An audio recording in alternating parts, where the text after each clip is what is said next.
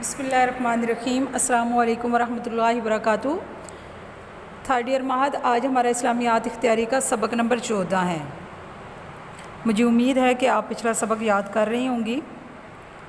تو بیٹا ہماری سورہ بقرہ کی آیات کا ترجمہ چل رہا ہے، تو ان آیات کا ترجمہ آپ اچھی طرح یاد کیا کریں۔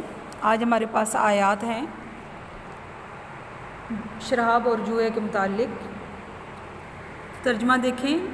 بسم اللہ الرحمن الرحیم۔ یسألونک، وہ پوچھتے ہیں آپ سے، یعنی آپ صلی اللہ علیہ وآلہ وسلم سے سوال کرتے ہیں لوگ، عن الخمری، شراب کے متعلق، والمیسری، اور جوئے کے متعلق۔ آپ صلی اللہ علیہ وآلہ وسلم سے شراب اور جوئے کے بارے میں لوگ پوچھتے ہیں۔ قل، آپ کہہ دیجئے، فیہما، ان دونوں میں، اسم، گناہ ہے، کبیر، بڑا، و منافع، اور فائدہ ہے، للناسی، لوگوں کے لیے۔ آپ صلی اللہ علیہ وآلہ وسلم سے لوگ شراب اور جوئے کے بارے میں پوچھتے ہیں، تو آپ صلی اللہ علیہ وسلم کہہ دیں کہ ان دونوں میں بڑا گناہ ہے اور لوگوں کے لیے فائدہ بھی ہے۔ وَإِسْمُهُمَا، لیکن ان دونوں کا گناہ، اکبر، زیادہ بڑا ہے، من نفعہما، ان دونوں کے نفع سے۔ وَيَسْأَلُونَكَ، اور وہ سوال کرتے ہیں آپ صلی اللہ علیہ وسلم سے، ماذا ينفقون، کہ کیا کچھ وہ خرچ کریں۔ قل، آپ کہہ دیجئے، العفو، جو ضرورت سے زائد ہو، کذالک، اسی طرح، یبین اللہ، واضح کرتا ہے اللہ تعالیٰ، لکم، تمہارے لیے، الآیات، احکام، لعلکم، تاکہ تم، تتفکرون، غور و فکر کرو۔ بامحاورہ ترجمہ سنیں۔ یسألونک عن الخمر والمیسر، وہ آپ صلی اللہ علیہ وآلہ وسلم سے شراب اور جوئے کے بارے میں پوچھتے ہیں۔ آپ صلی اللہ علیہ وسلم کہہ دیں کہ ان دونوں میں بڑا گناہ ہے اور لوگوں کے لیے فائدے بھی ہیں، لیکن ان کا گناہ ان کے فائدے سے بہت بڑا ہے۔ اور وہ آپ صلی اللہ علیہ وسلم سے پوچھتے ہیں کہ وہ کیا کچھ خرچ کریں۔ آپ صلی اللہ علیہ وآلہ وسلم کہہ دیں جو ضرورت سے زائد ہو۔ اسی طرح اللہ تعالیٰ تمہارے لیے احکام واضح کرتا ہے تاکہ تم غور و فکر کرو۔ اس کے بعد ہمارے پاس عربی قواعد ہیں بیٹا۔ تو عربی قواعد میں دیکھیں کہ یسألونک، ہم نے شروع میں لفظ پڑھا ہے یسألونک، فعل مضارع کی گردان کا ہے، اور یسألون، وہ پوچھتے ہیں، وہ سوال کرتے ہیں، کاف ضمیر ہے اس میں، یہ صیغہ جمع مذکر غائب کا ہے۔ ینفقون، یہ بھی جمع مذکر غائب کا صیغہ ہے، گردان فعل مضارع کی ہی ہے۔ یبین، وہ واضح کرتا ہے، صیغہ واحد مذکر غائب کا ہے۔ تتفکرون، تم غور و فکر کرتے ہو۔ اب دیکھیں یسألون، وہ پوچھتے ہیں، غائب کا صیغہ تھا، اور تتفکرون، تم غور و فکر کرتے ہو، یہ حاضر کا صیغہ ہے، مخاطب کا ہے نا، صیغہ جمع مذکر حاضر کا ہے۔ تو یہ قواعد آپ نے اچھی طرح یاد کرنا ہے۔ اس کے بعد ہمارے پاس آیت ہے یتیموں کے ساتھ حسن سلوک کے بارے میں، فی الدنیا والآخرتی، دنیا اور آخرت میں، ویسألونک، وہ تم سے پوچھتے ہیں، عن الیتامی، یتیموں کے بارے میں، دنیا میں اور آخرت کے معاملے میں، وہ آپ صلی اللہ علیہ وسلم سے یتیموں کے بارے میں سوال کرتے ہیں۔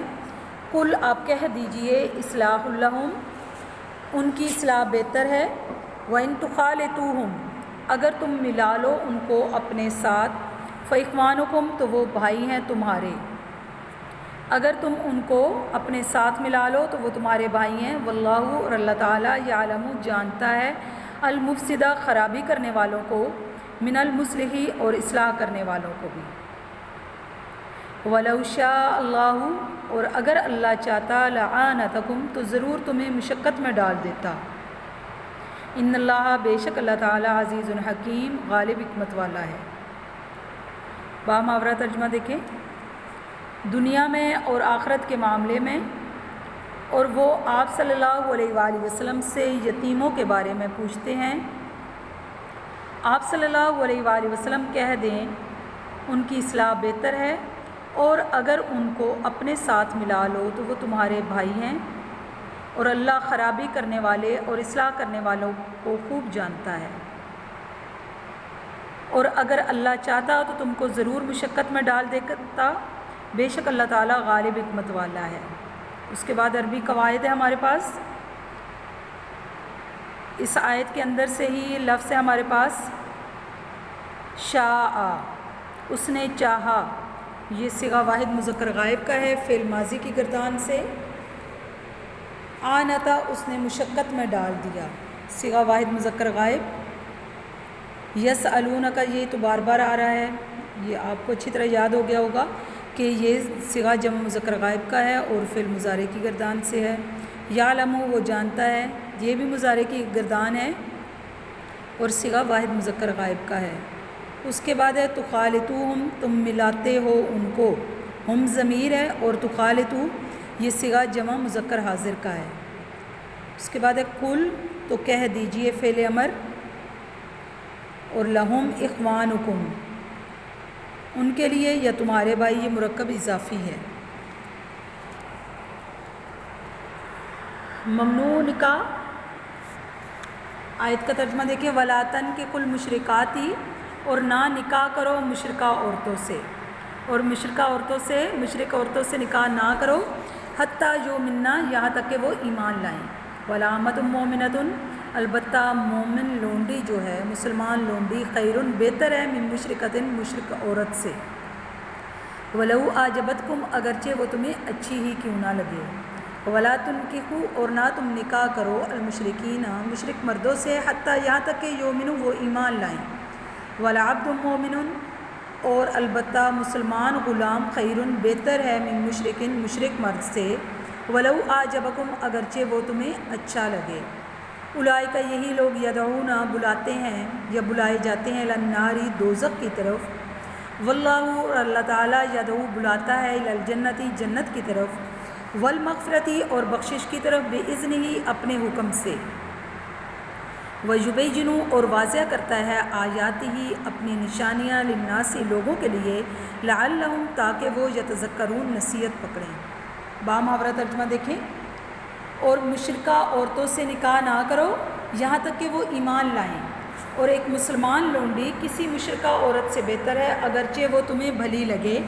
اور مشرکوں سے نکاح نہ کرو یہاں تک کہ وہ ایمان لائیں، اور ایک مسلمان غلام بہتر ہے مشرک سے اگرچہ وہ تمہیں اچھا لگے. یہ لوگ دوزخ کی طرف بلاتے ہیں، اور اللہ اپنے حکم سے جنت اور بخشش کی طرف تمہیں بلاتا ہے. اور اللہ لوگوں کے لیے اپنے احکام واضح کرتا ہے تاکہ وہ نصیحت پکڑیں. اس کے بعد ہمارے پاس عربی قواعد ہیں. آجبت، یہ صیغہ واحد مذکر غائب کا ہے، کم ضمیر ہے آجبہ میں. اور یؤمنہ، وہ ایمان لاتی ہیں، صیغہ جمع مؤنث غائب کا ہے فعل مضارع کی گردان سے. یؤمنو، وہ ایمان لاتے ہیں، یہ صیغہ جمع مذکر غائب کا ہے فعل مضارع کی گردان کا ہی. تو یہ آپ نے بہت اچھی طرح یاد کرنے ہیں ان آیات کا ترجمہ. اس کے بعد ہمارا طلاق والا سبق چل رہا تھا. طلاق کے بارے میں ہم پڑھ رہے تھے کہ طلاق کی کتنی قسمیں ہیں اور اصطلاحات طلاق.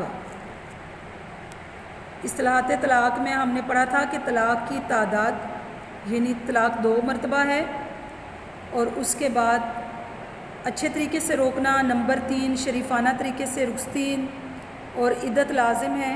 نمبر 3 دوران عدت رجوع کا حق ہے. نمبر 4 مال مہر واپس نہ لینے کا حکم. نمبر 5 حق نکاح ثانی.